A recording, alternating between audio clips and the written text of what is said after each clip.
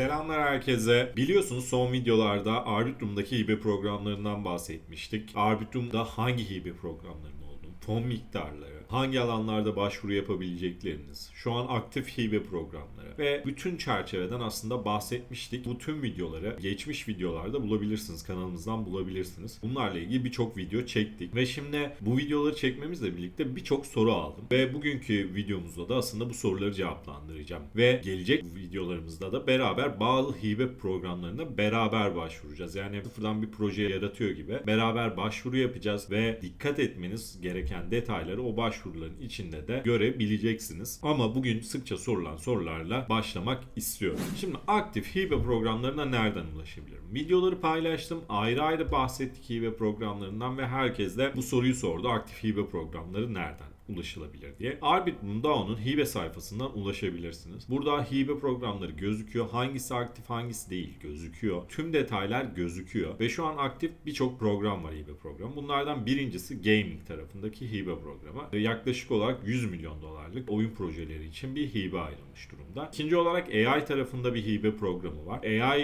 ile ilgili bir proje geliştiriyorsanız burada 1 milyon dolarlık bir hibe programı var. Bunun dışında da aktif aracılar aracılığıyla birkaç hibe programı daha var. Bunları önceki videolarda göstermiştim ve bu sitelerden ulaşabilirsiniz. Bunun dışında Questbook'ta Arbitrum hibelerinin başvurularını yöneten, Arbitrum hibe dağıtımlarını yöneten platformlardan biri ve burada da birçok hibe programı var. Şu an bunlar aktif değil ama şunu biliyorum. Bir aksilik olmazsa Mart'ta bu hibe programları yeniden açılacak. Üçüncüsü açılacak. Daha önce 2 kere açılmıştı. Bu hibe programları da şunları kapsıyor. Eğer Mart'ta başvurmayı düşünüyorsanız şimdiden hazırlıkları başlayın. İçerik üreticisiniz örneğin ve içeriklerinizde Arbitrum'u desteklemek istiyorsanız buna yönelik bir hibe programı olacak. Veya bir oyun projesi geliştiriyorsunuz veya DeFi API geliştiriyorsunuz. Herhangi bir uygulama geliştiriyorsunuz. Arbitrum ağında bunu geliştirmek istiyorsunuz. Bununla ilgili bir hibe programı olacak ve etkinlikler ve eğitimlerle ilgili de bir hibe programı olacak. 2025 Mart ayında bunların açılması planlanıyor. Diğer sorulardan biri de şu. Hibe kazanabilmek için projemin hangi aşamada olması lazım? Aslında burada şöyle bir noktadayız. Yani hibe kazanabilmeniz için projeniz fikir aşamasında da olabilir. Test aşamasında da. Ürününüz hazır da olabilir. Her aşamada olabilir aslında. Çünkü Arbitrum'da tek bir hibe programı yok. Birçok hibe programları var. Burada önemli olan hibe programının sizden ne beklediği. Bunu bilmeniz. Yani örneğin Questbook'ta açılan çoğu hibe programı başlangıç aşamalarını, fikir ve test aşamalarını kapsıyor. Bazı hibe programları hazır ürünleri kapsıyor. Oyun alanındaki şu an 100 milyon dolarlık geniş hibe programı hepsini kapsıyor. Yani burada projenizin hangi aşamada olduğu tabii ki önemli. Ama her aşama uygun da bir hibe programı var. Bunların bazıları açık olmayabiliyor şu an. Sonra açılıyor. Yani bu projenizin alanına ve hibe programlarına bağlı. Ama fikir aşamasında benim bir projem var. Hocam hibeye ihtiyacım var diyorsanız yine burada da destek alabilmeniz mümkün diyebilirim. Burada zaten işte diğer alanları da oyun, finans, sosyal medya, altyapı, eğitim, içerik üretim, burada tüm alanları da görebiliyorsunuz. Bu soru da çok geliyor çünkü hocam hani hangi alanda? Biz hibe programına başvurmak istiyoruz ama hangi alan? Yani hibe programı şunu kapsıyor aslında. Arbitrum üzerinde bir şey inşa. Arbitrum'a bir katkı sağlayacak bir projen olsun diyor. Yani bu oyun da olabilir, finans da olabilir. İşte burada yazdığım gibi sosyal medya veya etkinlik düzenlersin, eğitim alanında yaparsın. Buradakiler dışında da yapabilirsin. Sadece buradaki 6 alanda değil. Yani ben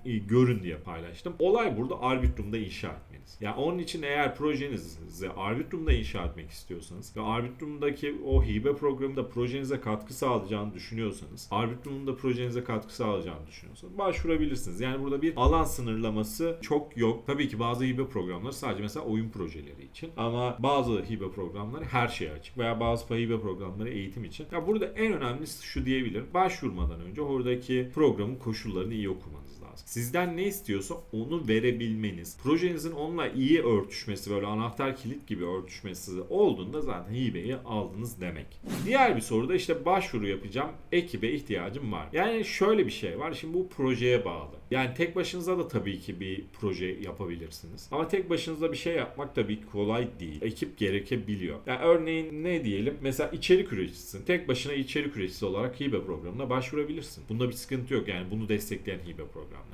Ama bir oyun projesi geliştirirken tek başınayken hibe almak zor olabilir. Yani çünkü bir projenin gerçekleştirilmesi için oyun projesine örneğin designer da gerekiyor, geliştirici de gerekiyor, işte oyun mekanikleri için ayrı gerekiyor, öykü için ayrı, marketing için ayrı. Burada bir ekip gerekebiliyor. Ama işte bir içerik üretimi için bireysel de yapabilirsin. Yani burada projenin ihtiyaçlarına göre yapmak. Ben tek başıma her şeyi yaparım demekle olmuyor. Ama burada şunu yapabilirsin. İşte ben mesela birkaç kişi var. eBay istiyorum ve bu hibe karşılığında şu alanlarımı da gerekli şu eksik pozisyonları da bu hibeden aldığım ödülle, finansmanla kapatacağım, sağlayacağım gibi yapabilirsiniz. Yani burada ekibin tutarlı olması, gerekli gereksinimleri karşılaması birinci koşul. Tek başına da tabii olabilir ama ekip oldukça önemli. Bir soru da şu oluyor. Ya hibeyi neden veriyorlar? Hibe karşılığında benden ne istiyor? Arbitrum'u hayır mı yapmak istiyor? Yani niye Arbitrum bana parayı veriyor? Arbitrum'un amacı şu. Arbitrum bir ağ. Ne gibi düşünebilirsiniz işte? Arbitrum'un nasıl iOS var, Android var. Bunun gibi düşünebilirsiniz. Nasıl Apple üstünde birçok uygulama var. Bu kadar uygulama olması Apple'ın hoşuna gidiyor. İşte Android üstünde birçok uygulama var. Android'in hoşuna gidiyor. Arbitrum da diyor ki benim üstümde ne kadar uygulama, ne kadar proje olursa benim için o kadar iyi. Ben o kadar kişiye ulaşabilirim. O kadar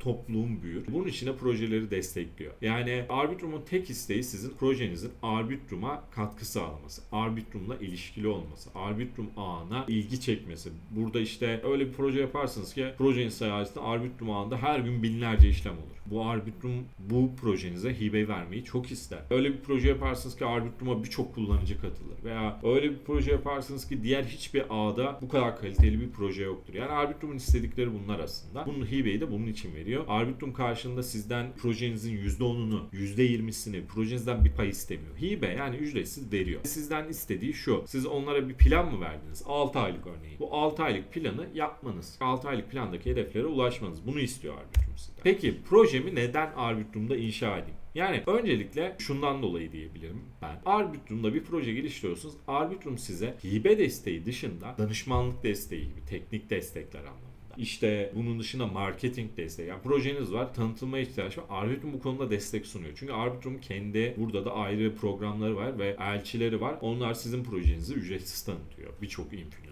Bunun dışında Arbitrum'a işlem ücretlerinin düşük olması hem de işlemlerin çok hızlı olmasıyla oldukça faydalı. Bunun dışında geliştiriciler için çok büyük kütüphaneler, kaynaklar var. Ya onun için mantıklı bir ağ diyebilirim. Peki şimdi başlasam geç kalır mıyım? Sorusu da çok geliyor. Ya bence hiçbir zaman için geç değil. Yani geçmişi boş verin ve bugün başlayın. Çünkü yani hibe programları Arbitrum'da sürekli devam ediyor. İşte gaming'deki hibe programı mesela 2 yıl boyunca hatta 3 yıl boyunca galiba devam edecek. Onu bir kontrol edip olmadığı yazıyı aşağıya eklerim. Veya işte Mart'ta yeni programlar açılıyor. Ya bu programlar sürekli devam ediyor. Yani sadece Arbitrum'da değil, projenizi destekleyecek başka hibeler de alabilirsiniz. Onun için bir şey yapmayı düşünüyorsanız bugün başlayın. Yani gerçekten geç kalmayın. Çünkü bu alanda çok fırsat var ve ben ülkemizden de sizler arasından da birçok kişinin başarılı projeler çıkarabileceğini düşünüyorum. Onun için de bugün başlayın derim. Belli aşamaya getirdikten sonra da her zaman sorularınızı bizlere sorabilirsiniz. Her zaman bizlere ulaşabilirsiniz. Biz de elimizden gelen desteği vermeye çalışırız. Bunlar dışında sorularınız varsa da mutlaka yorumlarda belirt. Gelecek videolarda bir başvuruyu da birlikte yapacağız zaten. Çok detaylı bir şekilde. Umarım bu videolarda faydalı olmuştur. Gelecek videoda görüşmek üzere.